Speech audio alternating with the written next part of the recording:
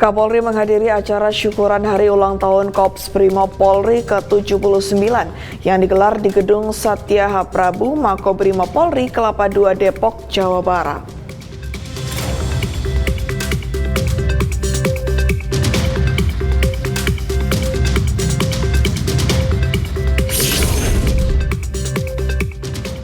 Dalam rangka HUT ke-53 Korpri, Korps Pegawai Republik Indonesia atau Korpri Polri hari ini melaksanakan doa bersama lintas agama.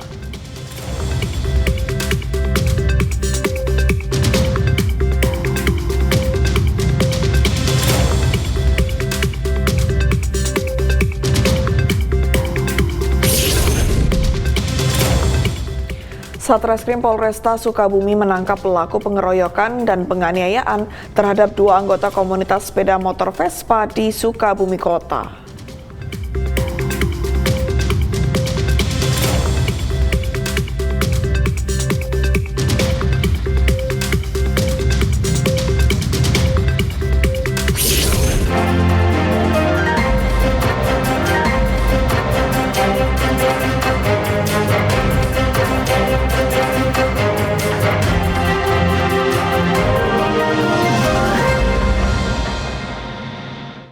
Selamat sore pemirsa, Presisi Utama kembali hadir untuk Anda. Selain 3 berita utama tadi, selama 1 jam ke depan kami juga telah menyiapkan sejumlah informasi terkini lainnya.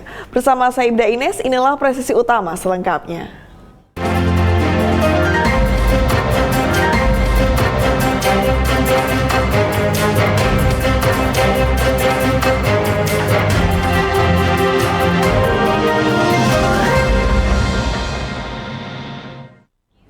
Residivis pelaku pembunuhan berhasil ditangkap Satreskrim Polresta Sukabumi.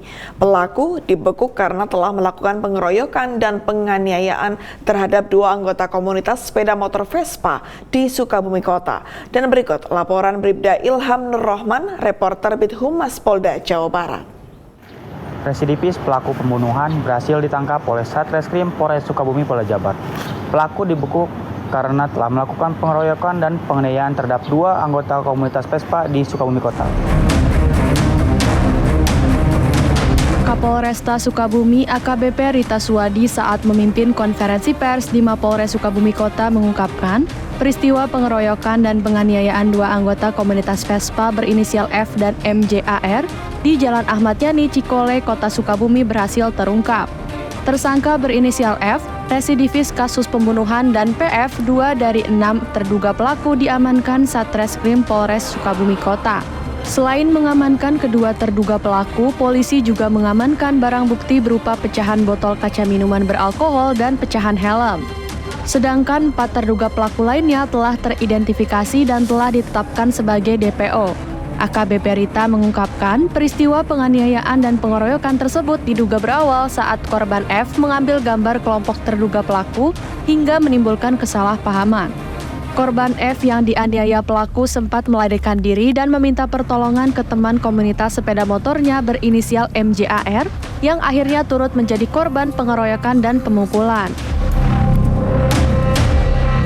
Demikian kegiatan konferensi pers untuk hari ini. Saya Bribda Ilham, pamit undur diri, salam presisi. Sebanyak 80 unit sepeda motor dan 1 unit mobil pick-up diamankan jajaran Polres Bantul. Sementara 1 unit sepeda motor disita sebagai barang bukti perkara penggelapan. Kasih Humas Polres Bantul AKP Inengah Jeffrey Pranawidnyana mempersilahkan bagi masyarakat yang merasa kehilangan kendaraan dapat mengecek ke Mapolres Bantul DIY. Masyarakat dapat mengambil kendaraannya dengan menunjukkan bukti kepemilikan dan surat-surat kendaraan miliknya. Bagi kendaraan yang masih berstatus kredit atau buku pemilik kendaraan bermotor masih berada pada pihak leasing, pemilik kendaraan dapat menghubungi pihak leasing untuk meminta surat keterangan BPKB. Dan saat ini sebanyak 20 unit sepeda motor sudah diambil pemiliknya. Begitu pula dengan mobil pick-up yang diamankan juga sudah dibawa pulang pemiliknya setelah dapat menunjukkan bukti kepemilikan. Kasus ini kan memang bermula dari adanya kasus penggelapan di mana ada mahasiswa atau pelajar yang memang menggadaikan motor temannya, namun tanpa surat-surat. dan waktu itu memang kebetulan digadaikan dengan alasan motornya ditilang. Tapi setelah dicek sama pemiliknya, motornya tidak ditilang tapi malah digadaikan. Nah, yang bersangkutan sudah ditetapkan jadi tersangka penggelapan. Nah, dari kasus itu adanya aduan terkait gadai motor atau gadai kendaraan yang tidak dilengkapi surat-surat yang sah. Ketika kita selidiki, dapatlah itu pegadaiannya di daerah Kasihan. Nah, di Kasihan kami menemukan ada 80 kendaraan bermotor dan 1 mobil pick up. Saat ini sudah 20 motor yang diambil pemiliknya dan 1 mobil pick up juga sudah diambil pemiliknya. Jadi untuk masyarakat yang sudah mengambil ini bisa membuktikan atau bisa menunjukkan surat-surat asli. Ketika itu bisa menunjukkan surat-surat asli dan memang dia menggadaikan, bisa melunasi dan bisa langsung ambil. Direktorat Tindak Pidana Siber Barreskrim Polri dan Polda Metro Jaya berhasil mengungkap tindak pidana eksploitasi anak berupa penjualan serta pembuatan konten video asusila anak di bawah umur. Dari hasil penelusuran, kepolisian berhasil menangkap 2 orang tersangka.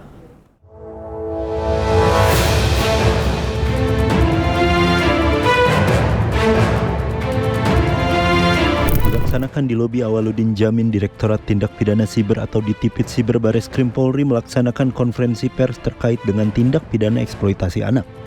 Dari hasil pengungkapan yang dilaksanakan pada tanggal 13 November 2024, Ditipid Siber Barreskrim Polri mengatakan bahwa terdapat beberapa modus yang dilakukan oleh pelaku. Pertama, mengumpulkan video asusila yang tersebar di internet dan membuat video asusila tersebut. Setelah barang terkumpul, para pelaku akan mengupload video tersebut ke beberapa akun sosial media Telegram yang bernama Meguru Sensei dan juga Acil Sunda.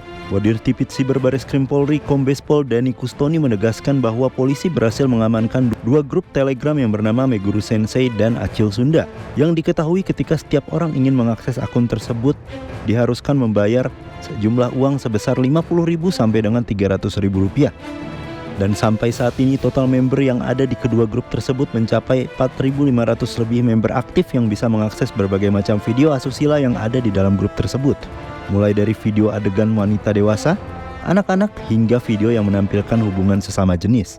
Telah berhasil mengungkap tindak pidana pornografi anak secara online dengan modus yang berbeda dengan yang tadi tentunya, melalui media sosial Telegram dengan nama grup Meguru Sensei dan Acil Sunda.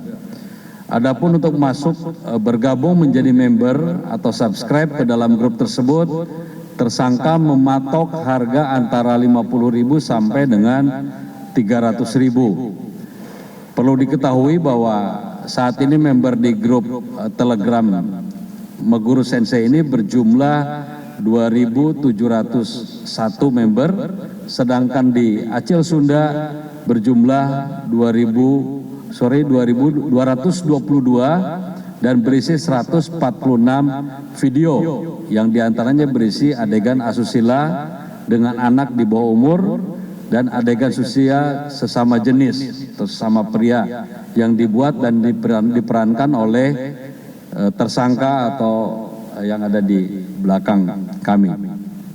Menanggapi hal tersebut, Deputi Perlindungan Khusus Anak Kemen P3A, Bapak Nahar, mengapresiasi terhadap tindakan tegas Polri dalam menindak tegas pelaku pengeksploitasian anak di bawah umur, serta menghimbau kepada masyarakat apabila menemukan ataupun menerima konten serupa, segera menghubungi call center kepolisian di 110 atau 129 untuk call center Kemen PPA. Kami mengucapkan terima kasih karena apa yang sudah dicapai ini menyelamatkan banyak anak. Mudah-mudahan langkah-langkah lainnya bisa kita lakukan bersama, dan bagi siapapun yang menerima konten yang tahu bahwa apa yang sudah dibuat ini berdampak kepada anak, segera melaporkan ke kepolisian terdekat. Ada 110 yang bisa dilaporkan, ada 129 untuk kekerasan anak, dan kita berharap dengan peran semua pihak untuk melaporkan konten-konten yang dilarang, kita berharap itu bisa di take down, bisa dilakukan upaya-upaya pendalaman siapa yang melakukan dan siapa korbannya, sehingga kita berharap kita akan lebih banyak lagi menyelamatkan anak-anak Indonesia dari penyalahgunaan teknologi informasi dan komunikasi ini. Polisi juga mengamankan beberapa barang bukti terkait seperti gawai pintar, KTP tersangka, kartu tanda pelajar tersangka, akta kelahiran atas nama FAS, kartu keluarga serta baju tersangka. Atas perbuatannya tersangka dijerat dengan pasal berlapis tentang UU ITE dan juga eksploitasi anak dengan ancaman pidana sebesar 20 tahun penjara atau denda maksimal sebesar 6 miliar rupiah. Kedepannya kepolisian menghimbau kepada seluruh masyarakat khususnya kepada orang tua yang memiliki anak di rumah agar terus memantau serta membimbing anak-anak untuk bijak menggunakan internet supaya tidak terkena pelecehan ataupun bahaya seksual yang marak muncul di internet. Dari Jakarta, Jelang Baskara, Mural Almas melaporkan untuk Polri TV. Polres Ngawi Polda Jatim melaksanakan tes urin kepada anggota. Pemeriksaan urin yang diikuti oleh pejabat utama Polres Ngawi dan Kapolsek jajaran. Kegiatan tes urin ini untuk memastikan tidak ada penyalahgunaan narkotika dan obat-obatan terlarang di lingkungan Polres Ngawi. Langkah ini sejalan dengan arahan Kapolri Jenderal Listio Sigit Prabowo terkait pemberantasan narkoba dari hulu hingga ke hilir. Pemeriksaan urin yang melibatkan tim kedokteran dan kesehatan klinik Pratama Polres Ngawi ini dipimpin langsung oleh Kapolres Ngawi AKBP Dwi Sumrahadi Rahmanto. Pemeriksaan tes urin ini bagian dari komitmen Polres Ngawi untuk memastikan bahwa anggota Polres Ngawi bebas dari pengaruh narkoba dan zat terlarang lainnya. Dalam kegiatan tersebut, sebanyak 42 personel yang mengikuti tes urin dan hasilnya menunjukkan bahwa tidak ada satupun personil yang terlibat narkoba.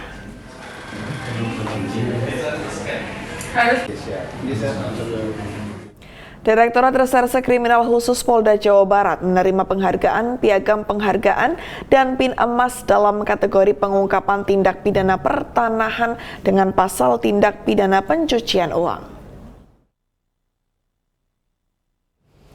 Penghargaan ini diberikan dalam acara rapat koordinasi yang diselenggarakan di Hotel Grand Mercure Kemayoran, Jakarta Pusat.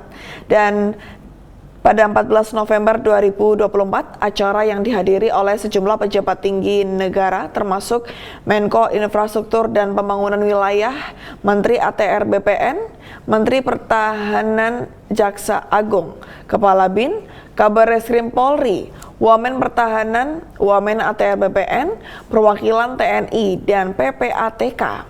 Pemberian penghargaan PIN emas ini diberikan kepada personel Ditreskrim Sus Polda Jabar yang berhasil mengungkap kasus tindak pidana pertanahan dengan pasal tindak pidana pencucian uang.